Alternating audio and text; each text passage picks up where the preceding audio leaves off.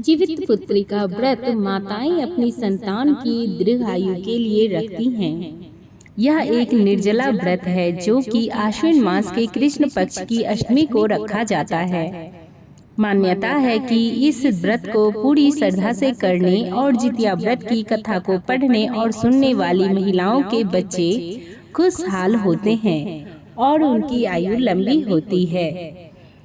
तो आइए सबसे पौराणिक जीवित पुत्रिका व्रत की कथा को सुनते हैं। आप लोग कथा को पूरी अवश्य सुनिएगा, क्योंकि अधूरी कथा सुनने से पुण्य भी आधा ही मिलता है। पूरी कथा सुनने से पुण्य पूर्ण रूप से प्राप्त होता है। तो चलिए शुरू करते हैं जीवित पुत्रिका व्रत कथा। एक बार नैमिषारण्य के निवासी ऋषियों ने संसार के कल्याण हेतु सूत जी से पूछा कि हे सूत जी, कराल काल में लोगों के बालक किस तरह दीर्घायु होंगे, सो कहिए। सूत जी बोले कि जब द्वापर का अंत और कलयुग का आरंभ था, उसी समय बहुत सी शोकाकुल स्त्रियों ने आपस में सलाह की कि क्या इस कलिकाल में माताओं के जीवित रहते पुत्र मर जाएंगे। जब वे आपस में कुछ निर्णय नहीं कर सकी, तब गौतम जी के पास पूछने के लिए गई। जब उनके पास पहुंची तो उस समय गौतम जी आनंद के साथ बैठे थे। उनके सामने जाकर उन्होंने मस्तक झुकाकर प्रणाम किया। तत्पश्चात स्त्रियों ने पूछा कि हे प्रभु, इस कलयुग में लोगों के पुत्र किस तरह जीवित रहेंगे। इसके लिए कोई व्रत या तप हो तो कृपया करके बताइए।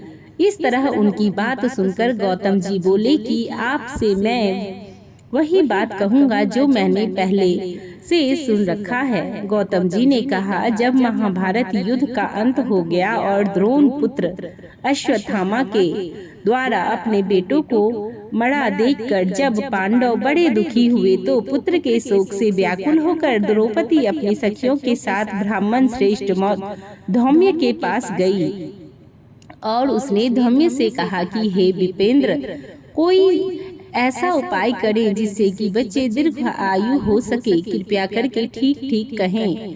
धौम्य बोले कि सतयुग में सत्य वचन बोलने वाला, सताचार करने वाला, समदर्शी जिमुतवाहन नाम का एक राजा था। एक बार वह अपनी पत्नी के साथ अपने ससुराल गया और वहीं रहने लगा। एक दिन आधी रात के समय पुत्र के शोक से व्याकुल होकर स्त्री रोने लगी, क्योंकि वह अपने बेटे के दर्शन से निराश हो चुकी थी। उसका पुत्र मर चुका था। वह रोती हुई कहती थी कि हाय, मुझ बूढ़ी माता के सामने मेरा बेटा मर जा रहा है। उसका रुदन सुनकर राजा जिमुतवाहन को तो मानो हृदय विदीर्ण हो गया। वह तत्काल उस स्त्री के पास गया और उससे पूछा कि तुम्हारा बेटा कैसे मरा है। बूढ़ी ने कहा कि गरुड़ प्रतिदिन आकर गांव के एक लड़के को खा जाता है। इस पर दयालु राजा ने कहा कि माता, अब तुम रोना मत, आनंद से बैठो। मैं तुम्हारे बेटे को बचाकर अवश्य ही ले आऊंगा। ऐसा कहकर राजा उस स्थान पर गए जहां गरुड़ आकर प्रतिदिन मांस खाया करता था। उसी समय गरुड़ भी उस पर टूट पड़ा और मांस खाने लगा। जब अतिशय तेजस्वी गरुड़ ने राजा का वह अंग खा लिया, तो झटपट राजा ने अपना दाहिना अंग फेर कर गरुड़ के सामने कर दिया। यह देखकर गरुड़ जी ने कहा कि तुम कोई देवता हो, कौन हो? तुम मनुष्य तो नहीं जान पड़ते। अच्छा, अपना जन्म और कुल बताओ। पीड़ा से व्याकुल मन वाले राजा ने कहा कि हे पक्षीराज, इस तरह के प्रश्न करना व्यर्थ है। तुम अपनी इच्छा भर मेरा मांस खाओ। यह सुनकर गरुड़ रुक गए और बड़े आदर से राजा के जन्म और कुल की बात पूछने लगे। राजा ने कहा, मेरी माता का नाम है शेवैया और मेरे पिता का नाम है शालिवाहन। सूर्य वंश में मेरा जन्म हुआ है और जिमुतवाहन मेरा नाम है। राजा की दयालुता देखकर गरुड़ ने कहा कि हे महाभाग, तुम्हारे मन में जो अभिलाषा हो वह वर मांगो। राजा ने कहा, हे पक्षीराज, यदि आप मुझे वर देते हैं तो वर दीजिए कि आपने अब तक जिन प्राणियों को खा लिया है वे सब जीवित हो जाएं। हे स्वामी, अब से आप यहाँ बालकों को ना खाएं और कोई ऐसा उपाय करें कि जहाँ जो उत्पन्न हो वे लोग बहुत दिनों तक जीवित रहें। धौम्य ऋषि ने उन स्त्रियों से कहा कि पक्षीराज गरुड़ राजा को वरदान देकर स्वयं अमृत के लिए नागलोक चले गए। वहां से अमृत लाकर उन्होंने उन मरे मनुष्यों की हड्डी पर बरसाया। ऐसा करने से सब लोग जीवित हो गए जिनको कि पहले गरुड़ ने खा गया था। राजा के त्याग और गरुड़ की कृपा से मरने वालों का बहुत कष्ट दूर हो गए। उस समय राजा के शरीर की शोभा दूनी हो गई थी। राजा की दयालुता देखकर गरुड़ ने फिर कहा कि मैं संसार के कल्याण हेतु एक और वरदान दूंगा। आज आश्विन कृष्ण सप्तमी से रहित शुभ अष्टमी तिथि है। आज ही तुमने यहाँ की प्रजा को जीवन दान दिया है। हे वत्सल, अब से यह दिन ब्रह्म भाव हो गया है। जो मूर्ति भेद से विभिन्न नामों से विख्यात है, वही त्रिलोक्य से पूजित दुर्गा अमृत प्राप्त करने के अर्थ में जीवित पुत्रिका कहलाई है। सो इस तिथि को जो स्त्रियां उस जीवित पुत्रिका की और कुश की आकृति बनाकर तुम्हारी पूजा करेंगे तो दिनों दिन उनका सौभाग्य बढ़ेगा और वंश की भी बढ़ोतरी होगी। हे महाभाग्य, इस विषय में विचार करने की भी आवश्यकता नहीं है। हे राजन, सप्तमी से रहित और उद्या तिथि की अष्टमी को व्रत करें, यानी सप्तमी विदित अष्टमी जिस दिन हो उस दिन व्रत न करें। शुद्ध अष्टमी को व्रत करें और नवमी में पारण करें। यदि इस पर ध्यान न दिया गया तो फल नष्ट हो जाएगा और सौभाग्य तो अवश्य नष्ट हो जाएगा। जीवित वाहन को इस तरह का वरदान देकर गरुड़ वैकुंठ धाम को चले गए और राजा भी अपनी पत्नी के साथ अपने नगर को वापस चले आए। धौम्य द्रौपदी से कहते हैं कि हे देवी, मैंने यह अतिशय दुर्लभ व्रत तुमको बताया है। इस व्रत को करने से बच्चे दीर्घायु होते हैं। हे देवी, तुम भी पूर्वोक्त विधि से यह व्रत और दुर्गा जी का पूजन करो तो तुम्हें अभिलाषित फल प्राप्त होगा।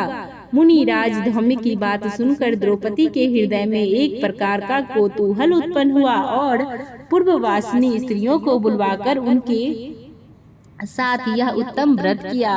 गौतम जी ने कहा, यह व्रत और इसके प्रभाव को किसी एक चील ने सुन लिया और अपनी सखी सियारनी को बतलाई। इसके बाद पीपल वृक्ष की शाखा पर बैठकर उस चील ने और उस वृक्ष के खोते में बैठकर सियारनी ने भी व्रत किया। फिर वही मादा चील किसी उत्तम ब्राह्मण के मुंह से यह कथा सुनाई और पीपल के खोते में बैठी हुई अपनी सखी को सुनाया। सियारनी ने आधी रात को आधी कथा सुनी थी कि उसे भूख लग गई और वह उसी समय सबसे भरे हुए शमशान में पहुंच गई। वहां उसने इच्छा भर मांस का भोजन किया और चील बिना कुछ खाए पिए रह गई और सवेरा हो गया। सवेरे वह गौशाला में गई और वहां गौ का दूध पिया। इस तरह नवमी को उसने पारण किया। कुछ दिनों बाद वे दोनों मर गई और अयोध्या में किसी धनी व्यापारी के घर में जन्म ली। संयोग से उन दोनों का जन्म एक ही घर में हुआ, जिसमें सियारनी ज्येष्ठ हुई और चील छोटी बहन हुई। वे दोनों सभी शुभ लक्षणों से युक्त थी, इसीलिए बड़ी लड़की काशी राज के और छोटी उसके मंत्री के साथ अग्नि के सामने विधि पूर्वक विवाह किया। पूर्व जन्म के कर्म फल से वह मृगनयनी रानी हुई। जिस भी संतान को उत्पन्न करती वह मर जाती और पूर्व जन्म की बातों को स्मरण करने वाली मंत्री की पत्नी ने अष्टवसुओं से सुसज्जित तेजस्वी 8 बेटे उत्पन्न किए और सभी जीवित रह गए। अपनी बहन के पुत्रों को जीवित देखकर ईर्ष्यावश राज पत्नी ने अपने स्वामी से कहा कि यदि तुम मुझे जीवित रखना चाहते हो तो इस मंत्री के भी पुत्रों को उसी जगह भेज दो जहां मेरे बेटे गए हैं, अर्थात उन्हें भी मार डालो। यह सुनकर राजा ने उस मंत्री के पुत्रों को मारने के लिए कई बार प्रकार के उद्योग किए, पर मंत्री पत्नी ने जीवित पुत्रिका के पुण्य फल से बचा लिया।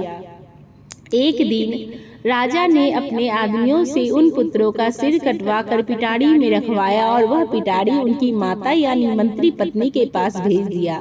किंतु वे 8 सिर बेशकीमती जवारात हो गए और भले चंगे वे 8 लड़के अपने माता के पास वापस चले गए। उनको जीवित देखकर राजपत्नी को बड़ा विस्मय हुआ। अंत में वह मंत्री की पत्नी के पास आई और उसने पूछा कि बहन, तुमने कौन सा ऐसा पुण्य किया है जिससे बार बार मारे जाने पर भी तुम्हारे बेटे नहीं मरते। इस पर मंत्री की पत्नी ने कहा कि पूर्व जन्म में मैं चील थी और तुम सियारनी थी। हमने और तुमने साथ साथ जीवित पुत्रिका का व्रत किया था।